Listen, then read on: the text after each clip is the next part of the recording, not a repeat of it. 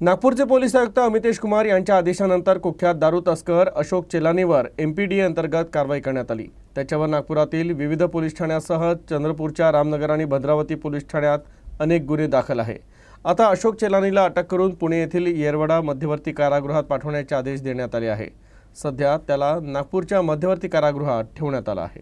कुख्यात दारू तस्कर अशोक चेलानी याच्यावर नागपूर शहरातील जरीपटका तहसील कपिलनगर या पोलीस ठाण्याच्या हद्दीसह चंद्रपूर शहराच्या रामनगर आणि भद्रावती पोलीस ठाण्यात शिवीगाळ करणे, जीवे मारण्याची धमकी देणे, जबरदस्तीने घरावर कब्जा करणे, अवैधरित्या दारू विक्री करणे असे अनेक गुन्हे दाखल आहेत।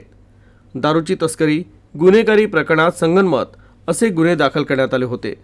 मध्य प्रदेश, दिल्ली, हरियाणा यासह देशातील इतर राज्यांच्या तुलनेत चेलानी महागडी विदेशी दारू महाराष्ट्रात अवैधरित्या विकत असे। दारूबंदी असतानाही आरोपींनी चंद्रपूर जिल्ह्यात दारू तस्करीचं मोठं रॅकेट उभं केल्याचाही आरोप आहे। काही दिवसांपूर्वी गुन्हे शाखा युनिट क्रमांक 5च्या पथकानं अवैध दारू व्यवसायाचं रॅकेट मोडून आरोपीला अटक केली होती। त्याच्याकडून सुमारे 41,50,00,000ची अवैध महागडी दारू देखील जप्त करण्यात आली होती। त्याच्यावर MPDA अंतर्गत कारवाई करण्याचा प्रस्ताव गुन्हे शाखेच्या युनिट क्रमांक 5च्या पथकानं पाठवला होता। त्यामुळे पोलीस आयुक्त अमितेश कुमार यांनी पुण्यातील येरवडा मध्यवर्ती कारागृहात पाठवण्याचे आदेश जारी केले।